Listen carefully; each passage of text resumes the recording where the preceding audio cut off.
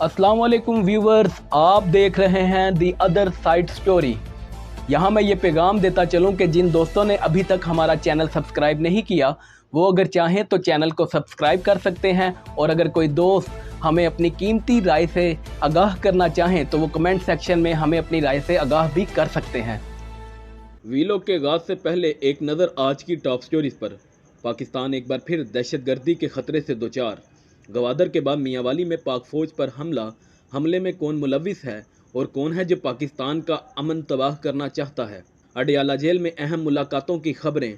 जानिए पाकिस्तान तहरीक इंसाफ के चेयरमैन इमरान खान से किस अहम शख्सियत की मुलाकात मुतवक्के है और मुलाकात का वक्त इतना अहम क्यों है। सुप्रीम कोर्ट ऑफ पाकिस्तान में क्या बड़ी हलचल हो रही है। मुल्क में इलेक्शन के ऐलान के बाद बड़े एंकर्स मीडिया से गायब और ब्यूरोक्रेसी में बड़े पैमाने पर तबादले और तकर्रियाँ।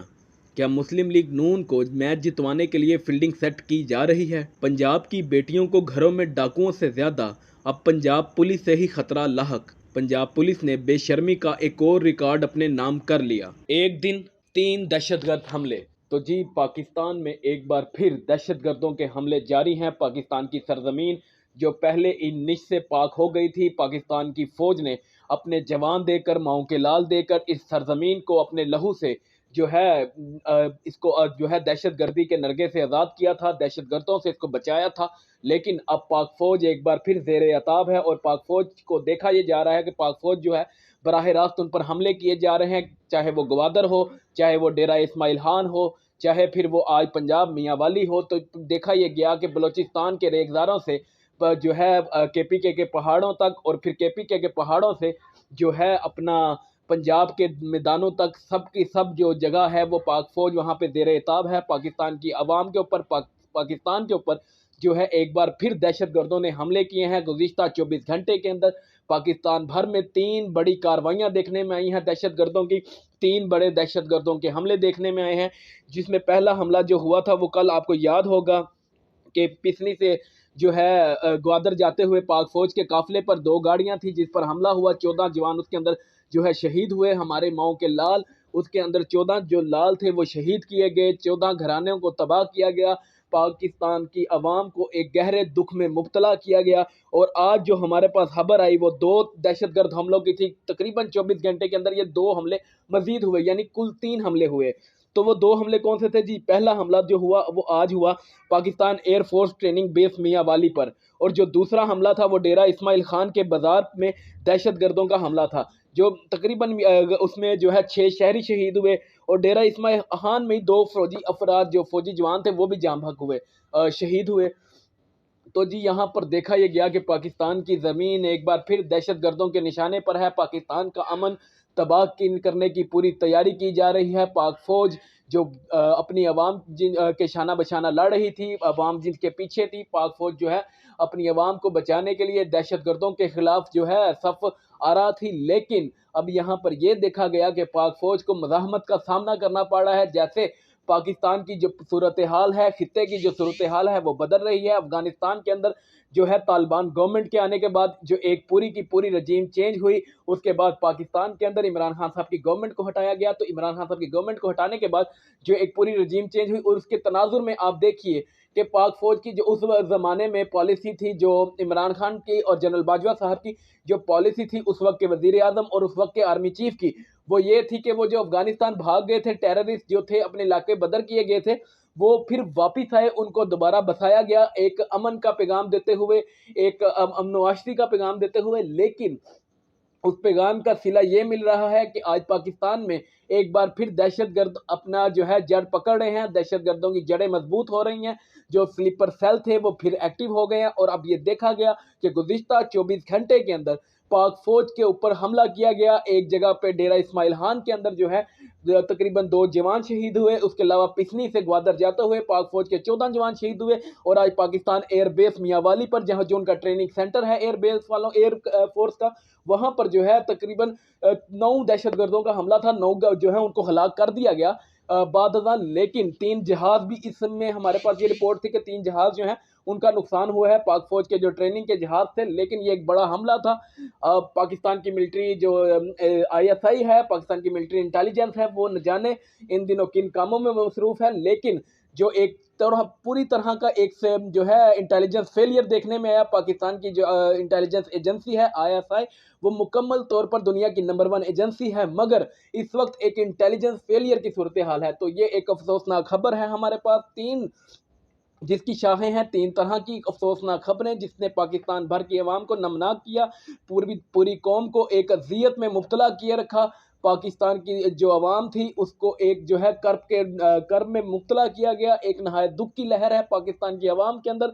एक अफसोसनाक खबरें हैं, ये नहायत दिल अंधोना खबरें हैं। हम दुआ करते हैं कि जिस शख्स ने भी इन तमाम जो है कार्रवाइयों की प्लानिंग की, उसको जो है पाक फौज पकड़ेगी और उनको कैफरे किरदार तक पहुँचाएगी। लेकिन अब यहाँ पर हम जो शहीद शुहदा हैं उनके अहला खाना से जो है ताज़ियत करते हैं, उनके जो है उनको अपने साथ का जो है भरम देते हैं, उनको कहते हैं कि पाकिस्तान की अवाम आपके शाना बेशाना खड़ी है, अल्लाह ताला आपके जो मसाइब हैं उनको जो है आसान करे। लेकिन हम पाक फ़ौज से भी उम्मीद करते हैं कि वो इस जराइम में मुलविस तमाम के तमाम जो करिंदे हैं उनको जो है मंतकी अंजाम तक पहुँचाएँगे, उनको पकड़ेंगे और उनको कैफरे किरदार तक पहुँचा कर करार वाक़या सज़ा देंगे। ऐसा नहीं हो सकता कि पाकिस्तान एक बार फिर दहशतगर्दी के ख़तरे से दो-चार हो। मुल्क में आम इंतखाबात का ऐलान हो चुका है। मुल्क में आम इंतखाबात के ऐलान के बाद जो अब बड़ी डेवलपमेंट आई है वो दहशतगर्दी है। इससे पहले भी आपको याद होगा तकरीबन 6 माह पहले जब पंजाब और KPK के इलेक्शन की बात थी, तो उससे एक वक्त पेशावर में जो है मस्जिद में हमला हुआ जो सानेहा था एक तरह का, और अब उसके साथ ही पंजाब में हमले होते रहे। पंजाब में मुख्तलिफ जगहों पर दहशतगर्दों के हमले हुए, और अब जब मुल्क में आम इंतखाबात की सूरत हाल है तो यहाँ पर देखा ये जा रहा है कि पाकिस्तान की फ़ौज पर जो है नहायत एक तरह का हमला किया जा रहा है। भरपूर हमले हो रहे हैं दहशतगर्दों की जानिब से। पाकिस्तान के अमन को तहबाला करने की कोशिश है, लेकिन हम पाक फ़ौज से उम्मीद करते हैं कि वो उनके तमाम हमले आज के हमलों की तरह नाकाम बनाएंगे, जैसा उन्होंने पाकिस्तान एयरफोर्स ट्रेनिंग सेंटर में जिस हमले में जो हमला हुआ था उसको पसपा किया और तमाम के तमाम जो दहशतगर्द थे उनको जहन्नुम वासिल किया। लेकिन हम पाक फ़ौज से ये मुतालबा करते हैं कि जो इनके सहूलतकार हैं, जो इनके मास्टरमाइंड्स हैं, उनको भी पकड़ा जाएगा और उनको भी कैफरे किरदार तक पहुँचाया जाएगा। पाकिस्तान के शहदा का लहू किसी भी सूरत रायगा नहीं जाएगा। पाकिस्तान के बच्चे जो कुर्बान हो रहे हैं, दिन ब दिन अपने लाशें देते हैं, अपनी जान देते हैं, अपनी जवानियाँ दे रहे हैं इस वतन के लिए, उनकी कुर्बानियों को रायगा जाने नहीं दिया जाएगा और हर उस किरदार को मंतकी अंजाम तक पहुँचाया जाएगा जो इसमें सहूलतकार है। तो इस हवाले से जो मज़ीद अपडेट्स हैं वो भी आपको करते रहेंगे और मज़ीद बताते रहेंगे कि पाक फ़ौज ने कितने नए दहशतगर्दों को जहन्नुम वासिल किया, और जो मास्टरमाइंड पकड़ा जाएगा उसके हवाले से भी आपको बताते जाएंगे। इस हवाले से पाकिस्तान की जो तमाम जो दहशतगर्दों हमले हुए थे, इसमें पाकिस्तान की तमाम पॉलिटिकल पार्टीज़ ने, चाहे वो पाकिस्तान मुस्लिम लीग नवाज़ हो, चाहे पाकिस्तान मुस्लिम लीग पाकिस्तान तहरीक इंसाफ हो, और दीगर जो पाकिस्तान की जमातें हैं, जो अपना रोशन ख़याल तबका है, उसके अलावा जो सिविल सोसाइटी है, तमाम जो मुफ़क्किर हज़रात हैं, उन्होंने इस जो वाक़यात हैं इन वाक़यात की खुलकर मज़म्मत की है और पाक फ़ौज में जो शहीद हुए हैं उनके अहले खाना से जो है ताज़ियत भी की है, उनके अहले खाना को सब्र और दिलासा भी दिया है। और ये पाक फ़ौज एक नहायत दुख की घड़ी है जिसमें तमाम सियासी जमातों को जो है बजाय कीचड़ उछालने के पाक फ़ौज के साथ खड़ा होना चाहिए। और यहाँ पर जो एक दर्दनाक खबर थी वो थी कि पाकिस्तान तहरीक इंसाफ ने जब इस पर रद्द-ए-अमल दिया, इस पर ताज़ियत का इज़हार किया, तो पाकिस्तान मुस्लिम लीग नवाज़ के जो सदर थे उन्होंने पाकिस्तान तहरीक इंसाफ पर नहायत एक कीचड़ उछालने की कोशिश की और तमाम सारे मामले को जो है तहबाला करने की कोशिश की। इस दुख के लम्हे में भी उन्होंने सियासत को नहीं भूले। पाकिस्तान मुस्लिम लीग नवाज़ के सदर मियां शहबाज शरीफ साहब और तमाम इल्ज़ामात वही घटिया सियासत जो ये सब पहले करते रहे हैं, पाकिस्तान तहरीक इंसाफ ने इसका सख्त रद्द-ए-अमल दिया। लेकिन ये ये अच्छा वक्त नहीं है सियासत के लिए। आपने सियासत करनी है किसी और वक्त में ज़रूर कीजिए, लेकिन ये वक्त नहीं है जब पाकिस्तान की पूरी कौम जो है दर्द में मुब्तला है, एक दुख की कैफियत है। आप बजाय इसके कि सहारा बनिए, आप एक दूसरे पर तीर अंदाजी कर रहे हैं, एक दूसरे पर तीर चला रहे हैं, तंज के निश्चर बरसा रहे हैं, तो ये कोई अच्छा अमल नहीं है। आप पाकिस्तान के साबिक वज़ीर आज़म हैं मियां शहबाज शरीफ साहब, आपको इस बात का लिहाज करना चाहिए, आपको मामले की नज़ाकत का, मौके की हसासियत का अंदाज़ा होना चाहिए। और हम आपसे तवक्का भी यही करते हैं कि आप एक जो है मस्तंडे टाइप करैक्टर ना हो, आप एक मज़ाकिया करैक्टर ना हो, बल्कि एक ऐसा शख्स हो जो पाकिस्तान का वज़ीर आज़म रह चुका है, एक संजीदा शख्सियत बनिए। आप आने वाले वक्त में भी वज़ीर आज़म बन सकते हैं। तो अपना जो है ऑरा खराब ना कीजिए, अपना जो पर्सनैलिटी कैरेक्टर है उसको मत डिक्लाइन पर लेकर जाइए। इससे पहले भी आपने अपने किरदार पर बहुत जो है ऐसे काम किए हैं जो आपके किरदार को बहुत नीचे ले गए हैं। आपकी 16 माह की जो है वजारत उज़्मा ही देख लीजिए, उसके अंदर जो आपने कारनामे सर अंजाम दिए हैं वो तमाम के तमाम आपके कैरेक्टर को शबाश स्पीड का उसने बखिए उधेड़ कर रख दिए हैं। तो मज़ीद ऐसे काम करने से गुरेज कीजिए।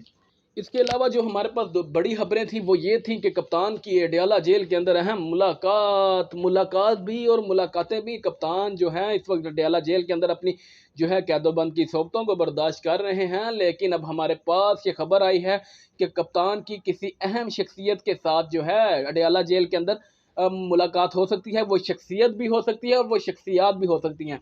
हमारे पास जो है वो कुछ जो हमारे पास रिपोर्ट्स आई हैं वो ये हैं कि कंफर्म जो रिपोर्ट है वो तो ये है कि एक सियासी शख्सियत है, बड़ी सियासी शख्सियत। और बड़ी सियासी शख्सियत में आप समझिए कि किसी पार्टी के लीडर भी हो सकते हैं, कायद भी हो सकते हैं। और दूसरी अहम खबर जो शख्सियत है वो हमारे पास है कि अस्करी क़यादत की तरफ से कोई बड़ी अहम शख्सियत हो सकती है। तो अभी हम इस दोनों को कंफर्म नहीं कर रहे, लेकिन हम ये आपको बताते हैं कि ऐसी खबरें हमारे पास आ रही हैं कि कप्तान की अडयाला जेल के अंदर किसी भी वक्त मुलाकात हो सकती है। शायद कि मुलाकात आज रात में किसी वक्त में हो जाए या सुबह में हो, किसी भी वक्त वो मुलाकात हो सकती है। और उसके अंदर जैसा कि आपको मालूम है पाकिस्तान में इलेक्शन है और इलेक्शन का माहौल जो करीब आ रहा है, सियासी जो है अफरा तफरी बढ़ने का वक्त है और जो है माहौल को कुछ जो है नरम करने का भी मामला है। पाकिस्तान में जो इस वक्त पोलराइजेशन है उसको कम भी करना है। तो इस माहौल को जो है मामूल पर लाने के लिए पाकिस्तान के जो ताकतवर हलके हैं, जो पाकिस्तान के सियासी पावर्स हैं, वो एक साथ जुट चुके हैं। वो चाह रहे हैं कि इमरान खान साहब को किसी भी टेबल पर लाया जाए, उनसे कुछ मुतालबात मनवाए जाएँ, उनके कुछ बातें मानी जाएँ। बातें मानी जाए तो हम कह नहीं सकते क्योंकि सारे यही चाहते हैं कि हमारे मुतालबात मान लिए जाएँ और हमसे कोई बात ना मनवाई जाए। तो इमरान खान साहब से भी एक मुलाकात का सिलसिला है। देखिए किस अहम शख्सियत की मुलाकात होती है, लेकिन हम आपको ये कंफर्म न्यूज़ दे रहे हैं कि किसी न किसी अहम शख्सियत की मुलाकात गुज़िश्ता 1-2 दिन के अंदर, आने वाले 1-2 दिन के अंदर मुमकिन है। और आप देखेंगे कि इसकी खबरें भी बाहर आएँगी, आपको मिलेंगी, हम भी आपको अपडेट करेंगे इस हवाले से कि कप्तान की किस अहम शख्सियत से मुलाकात हुई है। उसके हवाले से सुप्रीम कोर्ट ऑफ पाकिस्तान में भी एक बड़ी हलचल देखने में आई है। सुप्रीम कोर्ट ऑफ पाकिस्तान में आपको जैसा कि मालूम है बड़ी हलचल क्या हो सकती है, वो ये है नैब तरमीम के अंदर जो है सुप्रीम कोर्ट ऑफ पाकिस्तान ने चेयरमैन पीटीआई को जो है वो, जैसा कि आपको याद है कि नैब तरमीम में वो जो है एक पार्टी है, वो नैब तरमीम के खिलाफ सुप्रीम कोर्ट ऑफ पाकिस्तान में गए हुए हैं जनाब इमरान खान साहब। तो सुप्रीम कोर्ट ऑफ पाकिस्तान के चीफ जस्टिस जनाब काजी फाइज ईसा ने इमरान खान को अदालत में पेश होने का मौका फराहम कर दिया है। और उनका कहना था कि अगर पीटीआई के चेयरमैन इमरान खान अदालत में नुमाइंदगी चाहते हैं तो जेल सुप्रिटेंडेंट जो हैं वो जो है मामलात को यकीनी बनाएं, इमरान खान साहब की जो आमद के इंतजामात हैं उनको यकीनी बनाएं। ऐसा कहना था सुप्रीम कोर्ट ऑफ पाकिस्तान का। नहायत अहम केस है ये सुप्रीम कोर्ट ऑफ पाकिस्तान का, क्योंकि आपको मालूम है कि 16 माह में ये चोरों के टोले ने, ये पीडीएम गवर्नमेंट ने अपने केसेस माफ़ करवाने आई थी और इन्होंने केसेस माफ़ करवाए, नैब को उठाकर रद्दी की टोकरी में फेंक दिया और नैब को जड़ से उखाड़ कर फेंकने की पूरी कोशिश की, अपने केसेस माफ़ करवाए और कोई काम नहीं किया। तो सुप्रीम कोर्ट ऑफ पाकिस्तान में नहायत अहम केस है। और इसके अलावा भी एक अहम तरीन केस हो रहा है, अगरचे वो केस जो है मरे हुए शख्स के बारे में है, जो शख्स दुनिया से रुखसत हो चुका है, एक आमिर। वो आमिर कौन है? वो आमिर जनरल परवेज़ मुशर्रफ हैं। जो जनरल परवेज़ मुशर्रफ जो 1999 में मार्शल लॉ के नतीजे में पाकिस्तान पर हाकिम बने, जिन्होंने पाकिस्तान के इक़्तिदार पर कब्ज़ा किया। उस ज़माने की नवाज शरीफ साहब की जो गवर्नमेंट थी उसको 2/3 अक्सरियत से आई थी, उसको चलता किया। पाकिस्तान की जो एक डेमोक्रेटिक गवर्नमेंट थी उसको निकाल बाहर किया, वज़ीर आज़म को कान से पकड़कर जो है इक़्तिदार के वानों से निकाल दिया। लेकिन अब सुप्रीम कोर्ट ऑफ पाकिस्तान ने जो साबिक सदर थे परवेज़ मुशर्रफ साहब, उनको गद्दार करार देने वाली दरखास्तें थी और जो खसूसी अदालत थी उनको गैर कानूनी करार देने के फैसले के खिलाफ अपीलों को समाअत के लिए मुकर्रर कर दिया है। चीफ जस्टिस की सरबराही में खसूसी बेंच समाअत करेगा और ये नहायत अहम केस होगा। इस केस के बाद मार्शल लॉ का रास्ता रुक सकता है। अगर सुप्रीम कोर्ट ऑफ पाकिस्तान के चीफ जस्टिस जनाब काजी फाइज ईसा इस पर बड़ा फैसला दे दें तो पाकिस्तान में आइंदा मार्शल लॉ नहीं लगेगा, कोई भी ये ऐसा करने की नहीं कोशिश करेगा। लेकिन अगर वो फैसला देने में नाकाम रहे तो एक बड़ा ख़तरा हो सकता है। इसके हवाले से आपको याद है कि अख्तर महंगल साहब ने भी जो है इस तरह के बयानात दिए कि क्यों हम इस तरह की बातें करते हैं, क्योंकि पाकिस्तान की जो ताकतवर हलके हैं वो सियासत में जो है अपने हलफ की खिलाफ वर्जी करते हुए सियासत के अंदर दखल अंदाजी करते हैं, जिसके बाद पाकिस्तान का जो तमाम पॉलिटिकल ऑरा है वो ख़राब हो जाता है, पॉलिटिकल माहौल जो है वो ख़राब हो जाता है, पाकिस्तान के सियासी लोगों के हाथ से खेल निकल जाता है। तो जो है फ़ौज जो है बराह रास्त सियासत के अंदर इंटरवीन करती है, जैसा कि अभी जो कल ही अख्तर मैंगल साहब को मैं सुन रहा था। अख्तर मैंगल साहब ने जी कहा कि हम 16 माह की हुकूमत में कुछ भी डिलीवर नहीं कर पाए, माए इसके कि हमने अपने केसेस ख़त्म किए, नैब कवानीन में जो है तरमीम की, उसके अलावा पीटीआई को बुलडोज़ किया लेकिन उसके वोटर को तोड़ नहीं सके। ये इतराफ़ अख्तर मैंगल कर रहे हैं। और उसके अलावा जो एक बड़ा इख्तिलाफ़ किया, जो अख्तर मैंगल साहब के साथ जो है दीगर ने भी किया, राना सनाउल्लाह साहब ने भी किया, इस तरह का एक जो इतराफ़ था। तो वो अख्तर मैंगल साहब ने कहा कि जनरल बाजवा ने इमरान खान की हुकूमत गिराने के लिए पीडीएम की मदद की। अगर जनरल बाजवा और उस वक्त की इस्टेब्लिशमेंट हमारे साथ ना होती तो हम ये हुकूमत नहीं गिरा सकते थे। तो इसी तरह का कुछ बयान जो है राना सनाउल्लाह साहब ने भी दिया, खुर्रम दस्तगीर साहब ने भी दिया। राना सनाउल्लाह साहब ने कहा था कि जनरल बाजवा को तौसीह देने का फैसला इमरान खान हुकूमत गिराने की हिकमत अमली का हिस्सा था। ऐसा कहना जनरल बाजवा के बारे में राना सनाउल्लाह साहब का था। खुर्रम दस्तगीर ने भी कहा कि अगर हम इमरान खान को ना हटाते तो वो किसी ऐसे शख्स को जो है वजीर आजम आर्मी चीफ ले आते जो उनकी पसंद का था, यानी अपनी पसंद के आर्मी चीफ लगा देते और फिर 2030 तक जो है हुकूमत करते पाकिस्तान के ऊपर।